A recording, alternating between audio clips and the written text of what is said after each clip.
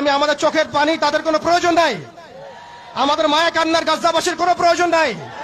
গাজাবাসীর প্রয়োজন অর্থনৈতিক সাপোর্ট, গাজাবাসীর প্রয়োজন সামরিক সাপোর্ট, গাজাবাসীর প্রয়োজন এমন একটা জাইশ, এমন একটা ফোর্স যেটা বাহির থেকে গিয়ে বাইতুল মুকাদ্দাসকে উদ্ধার করবে ইনশাআল্লাহ।